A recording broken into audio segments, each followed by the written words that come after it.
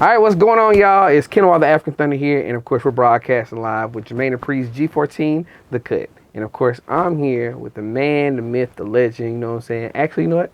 Before I even jump on in, I'm going to let him introduce himself. Who am I here with, bro? What's up, man? I'm MarcLo.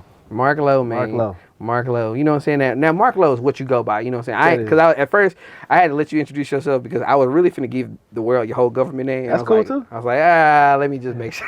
That's for when Whatever you want to. That's for when I do the acting thing. I go by Marcus Lomax. Okay. But with the music, I usually go by MarcLo. It was a name given to me a long time ago, and I've been going by it ever since. Bet that. Okay, cool. So I mean, we got actor, we got producer. You know what I'm saying? Multi-talented instrumentalist. You know what I'm saying? Like, tell us a little bit about that. How did you even get started with, all of these talents? With music and art, it's been a part of my life for as long as I can remember. I think my great uncle sent me and my brother instruments as little kids because he was a jazz musician in Harlem back in like the 50s. And from what I remember, and he sent my brother a trumpet, sent me a clarinet, and that's kind of how like the first instruments that we had in the house. And my brother went on to be in, many bands. So I would sit there and watch my brother practice. So he's playing scales in the house. So that's kind of like tuned my ear to like musicality. And I went to schools for performing arts from elementary all the way through middle school. So I was around it at all times. And also I grew up, my pops is a pastor of a church. So I was in church, I don't know, about 7 days a week, but something close to that.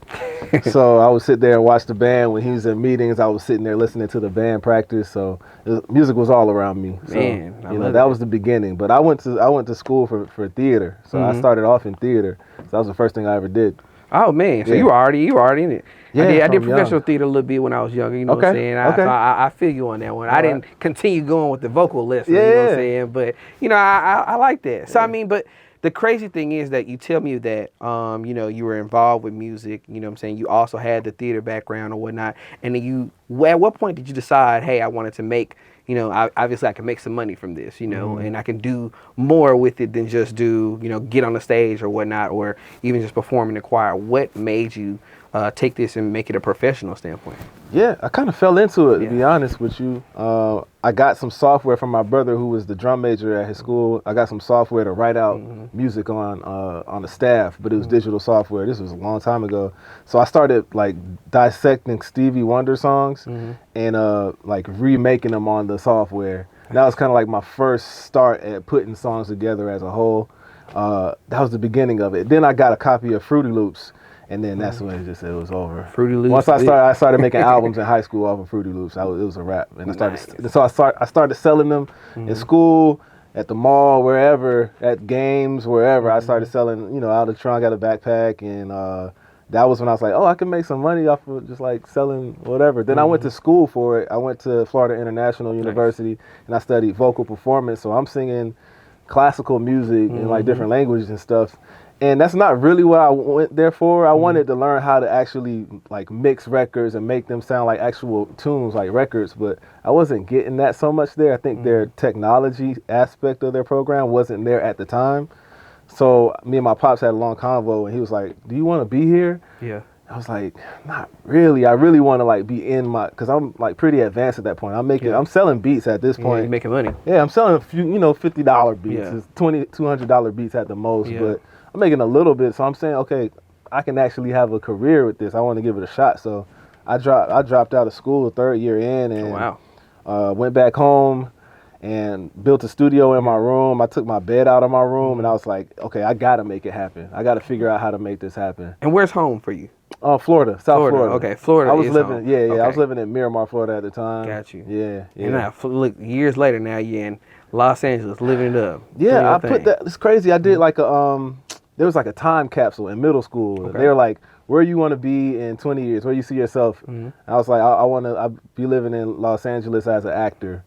That's what I said. I had no idea where but I do remember that. So I always thought I would be here, but you just never know how things are going to happen. And what's crazy is that, you're saying we never know how things are going to happen. But the thing is, like, we met last year, which is crazy, y'all. Yeah. We met at it was like the Africa House event or whatnot during the BET Awards, same time, going on or whatnot. They let us know like, oh, you know what I'm saying, we got somebody who's from the Grammys in here. I was like, oh, okay, bet, let's check him out.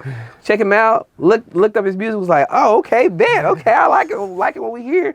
You know what I'm saying? The team was like, all right, bet, let's check this out, and kind of been following along, and we also noticed that, you have some upcoming projects as well. Yeah. So I just want to, just pivot a little bit. I know you said, with the music, but also how you have an upcoming project that's, that also integrates your theater passion as well along with that. Can you tell us a little bit about that? What's going on? Of course. So I had an idea for a TV show, right? Mm-hmm. This was probably like 3 years ago. I had an idea for a TV show that's loosely based on my story, but it's kind of loosely based on anybody's story who had a dream and they go from one place to another place to kind of chase it. So that's what it was about. But I was like, okay, I got approached by YouTube to create some content. So they supported me in creating some content. So we partnered on something, and I was like, okay, instead of making a pilot for that show, which would take, I think, to do it the right way, many more resources. Let me use what they've given me, which is, I'm grateful for that, and make an origin story for the main character of the show. So I made an origin story, and after developing what the story was, I made 2 songs that kind of support the film. So it's a film 7 minutes, 55 seconds long, but it incorporates 2 original songs that I made that speak to the narrative of the film. Nice. So it's a short film that I have, a musical short film that I have, and it's actually coming out pretty soon. Nice.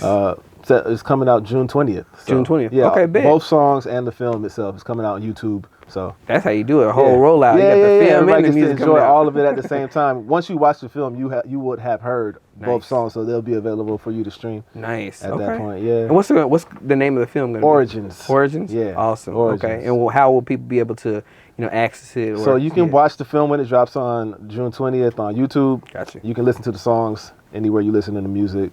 Nice. Spotify, Apple Music, YouTube as well. Yeah. Man, okay, cool. And I'm gonna keep going, man. You know what I'm saying? Because you got this long resume of just greatness, man. You know what I'm saying? Life is layered, bro. Life is layered. We add into it every day. I love that, man. Yeah. Okay. And along with that, I know you're saying that you have the film coming out, you got the music coming out, but then also you let us know that I was looking at it, I saw you work with 2 Chainz, you work with Lil Wayne, you've worked with was it Dua Lipa and Miley Cyrus and just so much.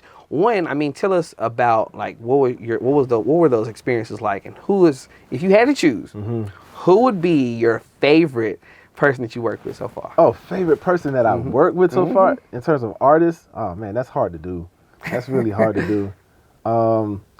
But yeah, all right. So back to your first part.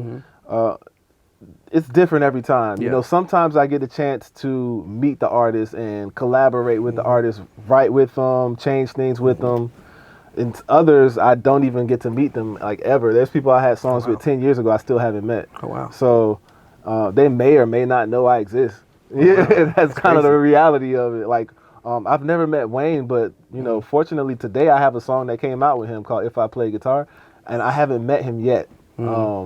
Which is funny because growing up in Miami, I would go to Hit Factory, and that was a big part of the inspiration. And seeing him outside and Baby and them, I was like, man, I wish I can get in the room, but they don't know who I am, so I can't get in.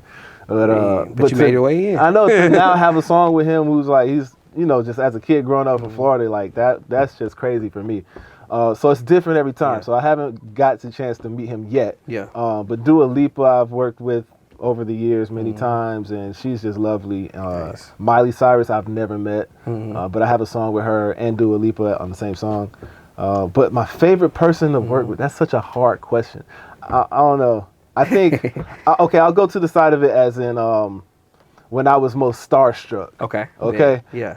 When I was most starstruck was when I worked with Babyface. Okay. Probably 2020, first time.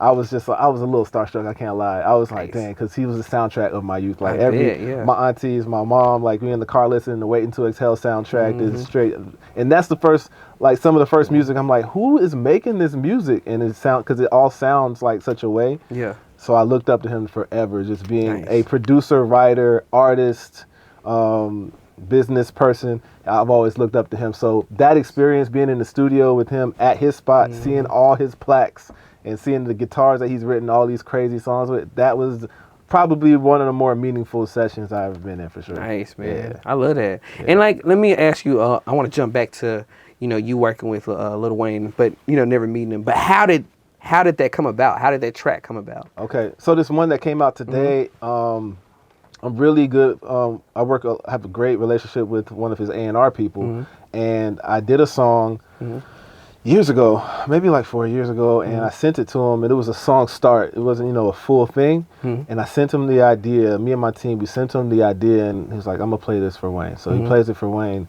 and Wayne takes it, and bro, you don't have to tell Wayne to do nothing. That dude just is crazy. So he takes the song, and then he does his thing to it.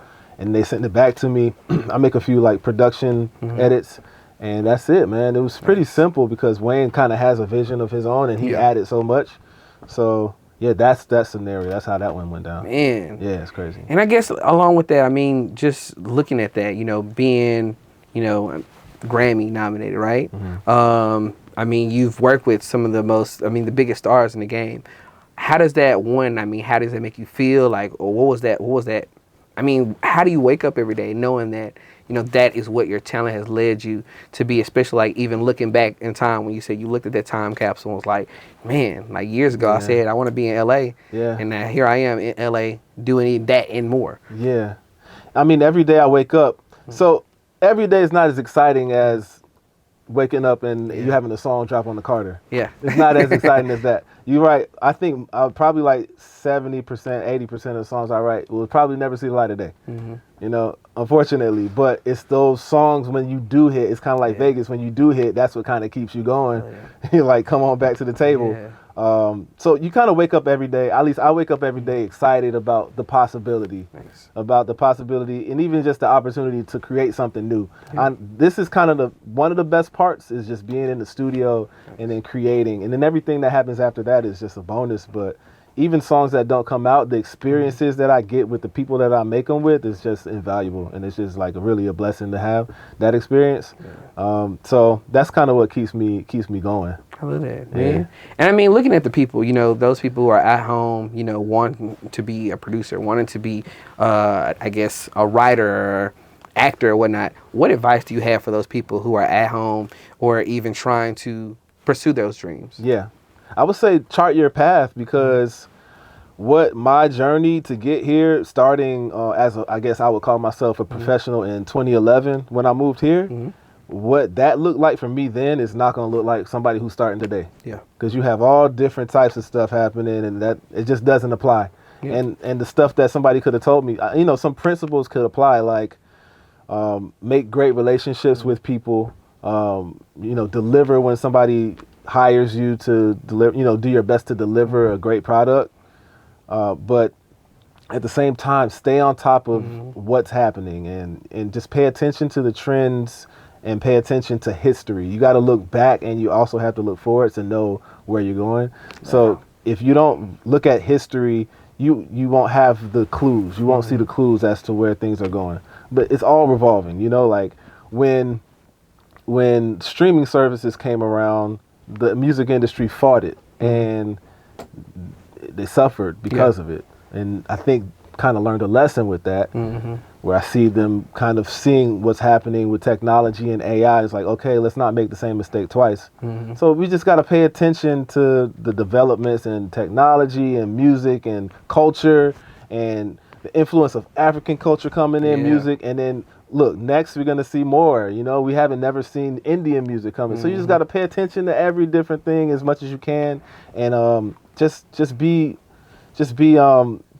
be a hard worker and a smart worker at the same time. Yeah, I love that, man. And looking at, things to, pay attention to. Obviously we got so many things that you had coming up. What can people look forward to coming from you next? I know we got the music, we got the film. What else is there that you got coming up down the pipeline? Yeah. Maybe if it's like an exclusive, I got to ask, for the G14, what's going on? Classified G14? Yeah. Classified? Let's unclassify it right now. All right, so like we talked about, I got Origins coming June 20th, and following that, I have an 11-song project that I'm probably the most proud of anything that I've done in my career. I wasn't trying to make an album, but it just kind of fell in my lap, And I'm so excited to release that into the world. It's called 11 Days because I made it in 11 days. Nice. And it's 11 songs. And it came kind of out of my love for Stevie Wonder and just studying his music. I listened to this podcast called The Wonder of Stevie, and they just talk about his career. It's on Audible, plug for whoever made this podcast. And it just talks about his career, and I'm just like, man, he gave us so much. So I was listening to that. I was like, I know what I'm here for. I know the purpose that I'm here for. I need to give that to people. I need to give the music that's coming from my soul to people so that they can feel what I feel when I listen to Stevie. So that was kind of like the birthing place of this album, 11 Days. So that's going to come out in the middle of summer. Oh, nice. So I'm in the process of mixing it right now. It's just one of my most prized possessions, honestly. And it's crazy that I don't get to play it for everybody right now. I want to play it for everybody right now. Dope, man. Middle of summer is coming. Dope, man. Well, look, we're looking forward to it. And of course, this interview will be out before the middle of summer, but y'all be able to get your anticipation flowing for that. We got MarcLo, man. I appreciate you coming on the show with Jermaine Dupri's G14 The Cut. You know what I'm saying? We'll definitely tap in with you a little more as time goes on, following the journey, man. I mean, you know, look, we got so much more, and I'm looking forward to seeing, like, you know, Grammy-nominated, Grammy-winning, you know what I'm saying, all of those different things, you know, maybe EGOT, you know what I'm saying, with all these different awards, man. Talk, man. Let them use you, bro. Come on. I love it, man. Well, appreciate you coming on the show, you know what I'm saying, and of course, y'all stay tuned in. MarcLo here. How can they stay in touch with you, man? Let us know. Social media at The Real MarcLo. Follow me. Let's do it. TheRealMarclo. Follow your boy. Let's do it, man. Appreciate you, bro. Appreciate you, man. Yeah, let's go. Yes, sir.